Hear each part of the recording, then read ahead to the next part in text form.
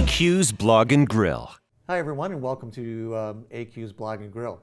Today we're excited to have Mitch Joel of Twist Image, president of Twist Image, join us. One of the most successful bloggers, I think, in the whole blog ecosystem is Mitch, for a whole bunch of different reasons. But we're going to find out a little bit more about that, and welcome, Mitch. Thanks for having me. Happy to be here. Great, thank you. Now let's just go to Twist Image. Where does the name come from? I actually joined this company 2 years after it was founded by two of my other business partners, and we're actually four guys now. Okay. I'm going to presume that it had something to do with back in in 2000 when the company was founded. It was this idea that because of digital media and technology, you could now change things or do things with your image, and Right. it's sort of stuck. Every year we think about maybe we should change the name or update it, and we just stick. So you guys are based in Montreal, but also have an office in Toronto. But really, because of the internet, you're global.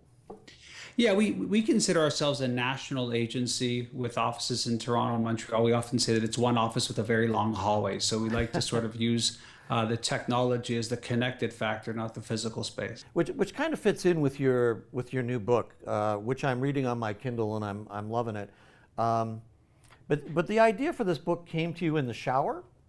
How did that happen? Part of what happened was I had written my first book, 6 Pixels of Separation, in 2009. Right. And I had spent a couple years wondering if I would, ever want to write another book again. It became very apparent to me in the conversations I was having, both when I was doing a lot of public speaking and in the work we were doing with clients and business development, that there were these massive changes afoot, and they weren't just sort of like, hey, be on Facebook and try Right. Twitter out, but they're actually foundational things that were changing business as we know it today.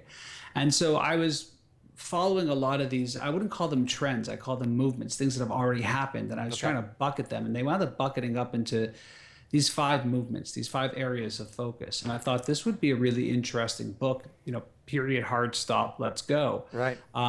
Then comes the shower. Then I was in the shower, and as I was sort of working through in my brain and sort of like, okay, the 5, I get it, and Control Alt Delete, I get it.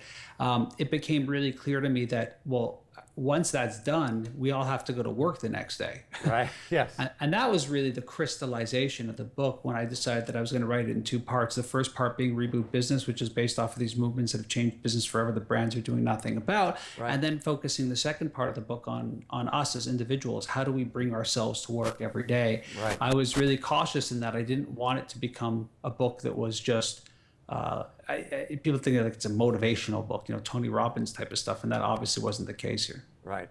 So the title itself is kind of fascinating. How did you connect your title to the subject matter? Well, I mean, I had the construct of Control Alt Delete going back several years. Actually, it was based off of this story that I used to tell when I begun speaking about this infamous story of Cortez, who was widely regarded as the person who discovered Mexico, and how as his crew was moving inland, a couple of the guys moved forward to him and said, what's the plan? When are we going back? And he burned the ships. Yes. And so I tell people, in new lands and new territories, you need new strategies and new tactics. Obviously, that's the aphorism that I was trying to use, and that I've modernized it for you. I don't need you to burn the ships or burn the buildings, but rather Control Alt Delete, reboot. So I'd had that concept, that construct for several years, actually, and it was always sort of ruminating that this could be a good title for the second book. Yeah. And as things started coming together, just all sort of flowed really, really sweetly. You just had a recent post about the new resume and what resumes are really about now. So can you share with us your view of how people are going to get work and stay at work through the new connectivity? I was doing a speaking event not that long ago out in Los Angeles for a very big corporation, and I was staying over the night just because I couldn't get my flight back till the next day.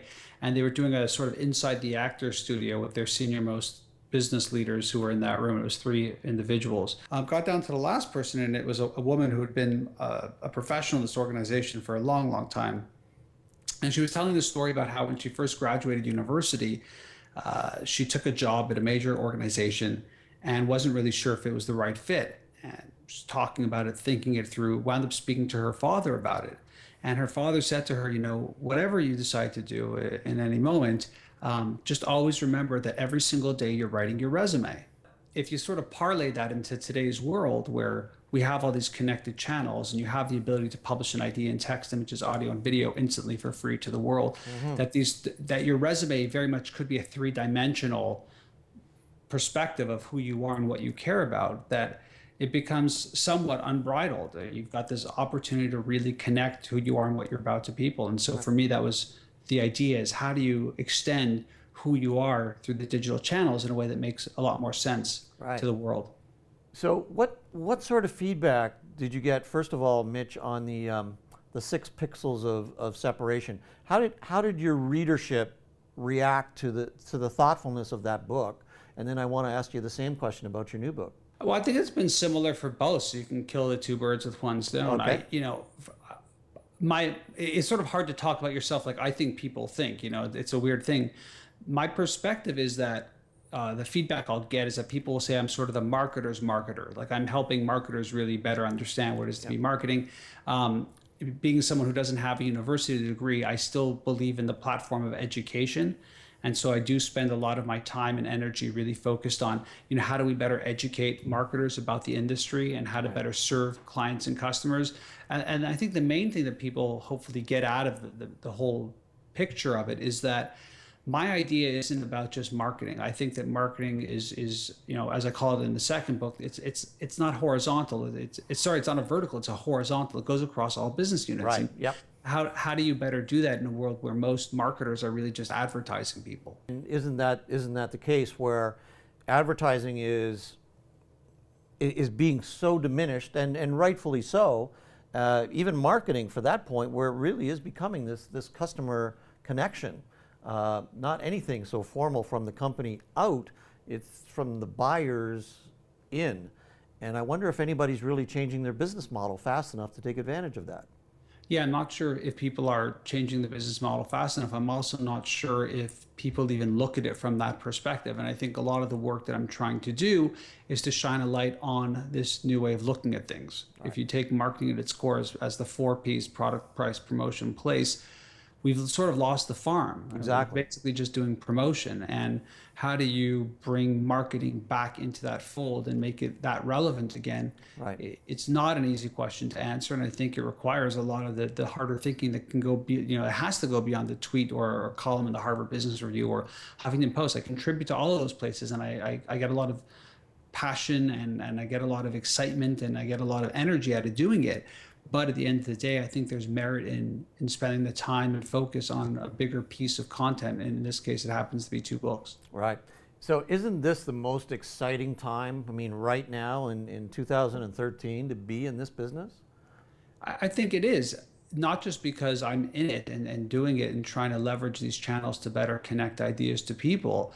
I say this because I think about what life was like prior to the internet, and I remember it very well. I think about what magazines and publishing looked like prior to the internet. The fact that we have this ability to connect so directly to people, whether it's for a brand or whether it's for a media purpose or whether it's just at a social level, is very, very profound. Right. And we are learning together as a society what that means. When I wrote the book and I wrote that subtitle, Reboot Your Business, Reboot Your Life, Your Future Depends on It, people are like, oh, it scared them. And I was really taken aback by that, because I wrote it with exactly the attitude by which you formulated that last question, which is I felt that it was the most exciting and amazing and opportunistic time to be in almost any industry. Yeah. And so isn't that amazing? And then you get the reaction of no, like we do not like change. So yeah. Yeah. Interesting. So, we've both heard the proclamation over the last 3 to 5 years, which is content is king. How do you feel about content is king as a slogan or a proclamation? I think content is something.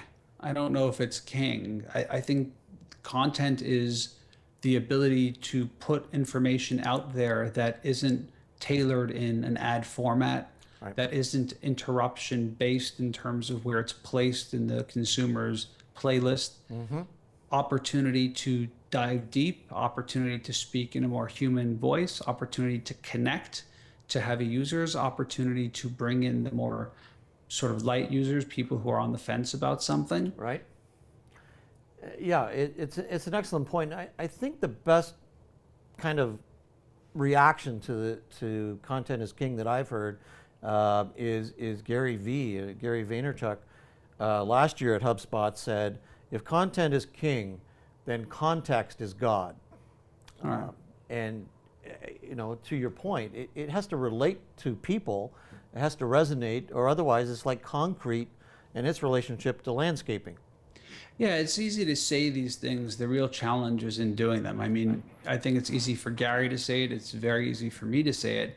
But to tell a brand, hey, it's not just about creating video content. You have to contextually know where your consumer is. And so creating a YouTube video, if the vast majority of them are watching it on a smartphone versus they're watching it on their TV, their Apple TV, their Roku, versus where they are in a sales funnel. I mean, you can make a brand a bit crazy too. And I do believe that we have to be very cautious about how we move forward with this. There is a lot of content out there. There's a lot of passionate people who are trying to make better content out there. It's not easy to do it. It's not easy to build those ties and those relationships. Right. And I don't know if brands have the real sort of intestinal fortitude it requires to see it through. What's going to be next in terms of this connection and I'm going to reboot my life and I'm going to reboot my business.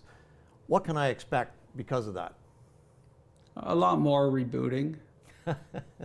It's easy to say, and I nod my head and I love it. It's not easy to do. It's not easy to wake up every day and think about how you can blow up your business and try the next greatest thing. It's not easy to figure out where you want to be on the cycle. Do you want to be the pioneer that's getting the arrows in the back, or do you want to be the settler who comes along after all the violence is done? Right. It's tough. I mean, it's a very challenging world. If you were asking me about an intersection, I think that must be it, where physical meets digital and digital becomes physical, where devices very much are all connected and communicating and sharing. And does that make it easier to talk about, or something that's tangibly, this is what you should do as a marketer? No. We're still terrible at getting a good web experience going in a world of mobile. We're terrible about creating great social experiences in a world that's very social. We're terrible at transactions. I mean, I'm not trying to be Debbie Downer on brands. It's just, if you look at most brands' digital strategies, from what they're doing in web to transactions to social to mobile, they're not superfluous yet. We're still in the early days of this. Yeah, you're right. Well, those are great insights, Mitch, and I'm going to recommend that everybody read, first of all, the 6 Pixels of Separation, which was an excellent book, and I still quote from it. And then your new book is a thought-leading experience, and we're actually going to offer our subscribers a chance to win an autographed copy. So thanks very much for helping us out with that, and thanks for spending the time with us today. I think we've all learned quite a bit. My pleasure. All right. So good luck, and I'm sure we'll see you at the next conference. Great seeing you. Okay, thanks, Mitch. Okay, everybody, Mitch Joel, thought leader. Make sure you tune into his blog. It is one of the best on the web. Great podcasts and some really thoughtful postings and writings. So let's take advantage of that as fast food for thought in branding and entrepreneurship. So thanks for watching, and we'll catch you on the next episode. Bye for now. AQ's Blog and Grill.